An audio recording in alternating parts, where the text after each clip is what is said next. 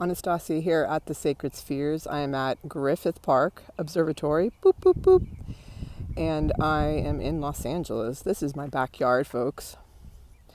And I wanted to have some real talk as I get ready for my first official happy hour, because somewhere, someone in the world is happy, even if it is not me or you. Have you dealt with such scarcity issues because of growing up? Maybe not even in abject poverty, but just with folks maybe who were subjected to extremes of lack, not enough food, like my father who lived in a converted chicken coop with his brother because the house only had 2 bedrooms, one for the parents and the rest for the other kids, 7 of them. Type of household where they moved out by the time they're 14 or 15, got married to get the fuck out of there, you know? They didn't have enough food, so my dad would save canned foods that were like 5 to 10 years old. And I fought to feel like I'm allowed to have a good life. It's that, God knows we don't want to quote Woody Allen, but he's famous for saying, I can't be happy if I know someone else in the world is miserable. But here's the thing. When we're actually happy and are in our joy and doing things that make us shine, that gives other people hope, even when they're in abject horror and cruelty and pain, like cruelty that they're inflicting on themselves, even if it was from brainwashing, even if it was just from an upbringing or ancestors. Some of us are immigrants, like my family, and we survived genocide, and like we're tiny little groups of people that are barely still hanging on. And some of us still feel so much guilt and shame, and maybe even been told by family members that we can't be happy if they're not. But when we shine, others shine, and that gives them at least the hint of a possibility that something could be different. And that's, I think, what I want to bring to this channel, besides being happy and crazy and goofy and silly and comedic, is real. I know a lot of people think Hannah Gatsby isn't comedy.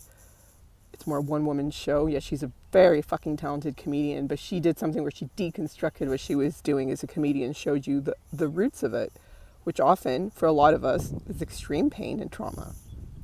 Abuse, neglect, bullying, violence, in her case. For me, I can't blame it on anything. I just know that shit happened, whatever it was, and in me has been this need to inflict violence on myself and suffering on myself, where I live in fucking God's country.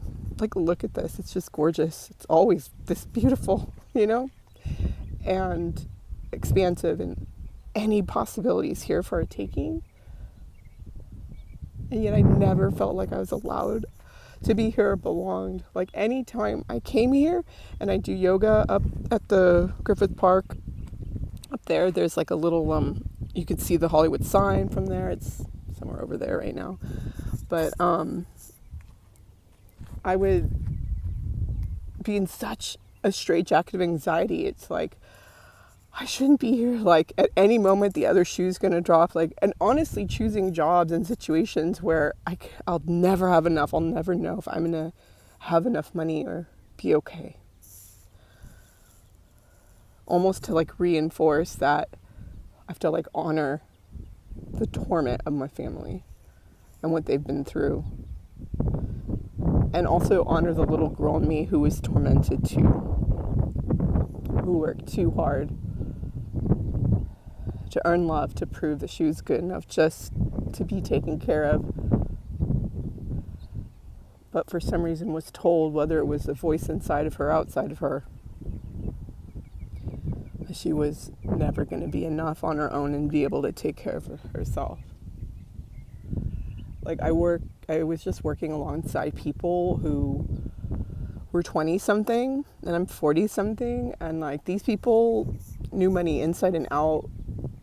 They were servers. I was a maitre d', head host type person, and I made a little less than they did, but like, they had credit cards where they would earn points and go on vacations, and like, I've like never had a credit card like that. Like, I've punished myself so much. Have you ever done that too? You're not alone. I'm not alone. This has taken me a long time to be okay with. Knowing that I'm allowed to be okay. And also I'm allowed to not be okay. Not to gaslight myself when I feel tormented and angry and confused.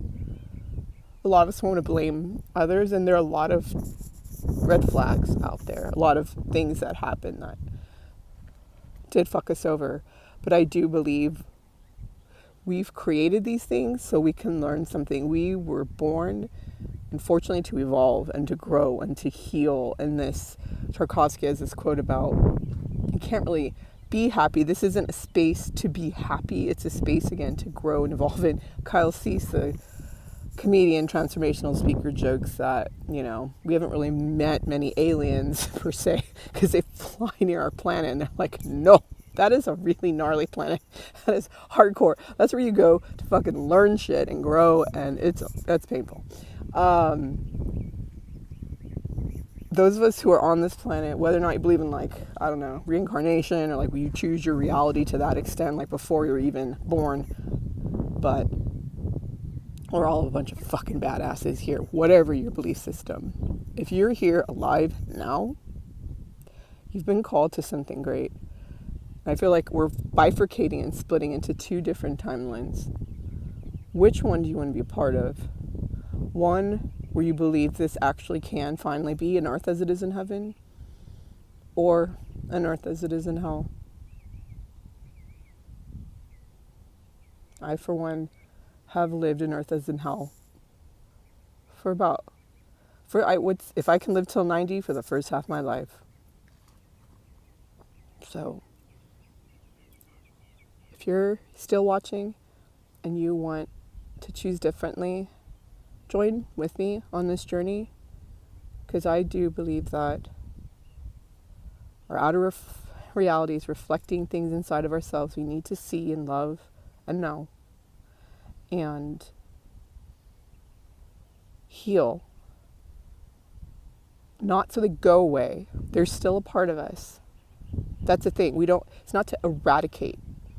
It's to make peace with it, because it will probably never go anywhere. Because in fact, just like I just got dumped pretty hardcore again recently by the same guy. What a surprise. And I inflicted a lot of pain myself by just hanging out with this guy.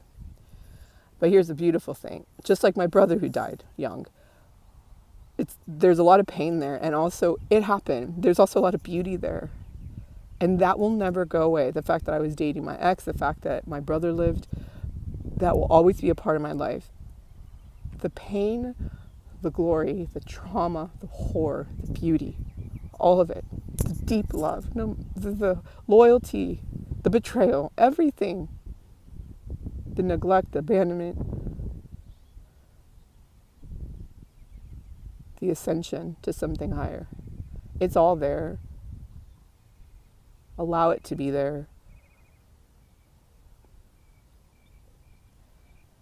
And allow each moment to provide a new opportunity to get curious and wonder, how in this moment can I choose my joy and an earth as it is in heaven versus hell? If you want more reading on this, because I want this to be educational, what I do here, whether it's on my Instagram at The Sacred Spheres or here, Paul Selig's The Book of Love and Creation is extraordinary to this end. There are a lot of other books, but that really changed me and was a huge pivot, and also helped me to start to meditate more. Just listen to silence, listen, get quiet, not judge, and see how much I was judging myself. And so relentless in creating as much cruelty for myself as possible. When you recognize you actually do have power and sovereignty and authority to say what you are creating and not. Not to say there are not things out of your control. when you start to see the world as a mirror and a reflection of yourself, and to work on that daily, get curious about that, and make new choices, it is extraordinary how things start to shift quite radically. But we're also different. We all have a different checklist for what we need. So I will leave you with that book by Paul Selig. Paul and then S like Sam, E-L-I-G like Gary. Paul Selig, Book of Love and Creation. I don't get any kickbacks from that. That is just from my heart to yours. That book. And then, what is your checklist? It's taking me, I am in my 40s now. It's taking me this long to realize the things that I can't compromise. And I used to judge myself for needing to prioritize them. For example, I need 9 hours of sleep, period. If I start to get a little less, my brain's neurodivergent. Woohoo! I sure didn't realize that. Sarcasm. And that's fine. But my life is bananas. It's been crazy. It's been fucking crazy. And, I think some of you will probably benefit from learning. You're not alone. I've been through some fucking insane shit, as we all have. We all have a story. But it's okay to have certain demands. I have to eat extremely high amounts of protein and fat. Extreme. Or my brain is also damaged. And it's almost like words reverse. Someone will tell me one thing, I hear another. They could even write it down. I'll read something that's not even there. I can have a literal breakdown. Start crying and screaming. It's really intense. I say that because I'm outside and active. I sometimes forget that I have to go outside. Anyway, you get the idea. So, offering one is that book by Paul Selig.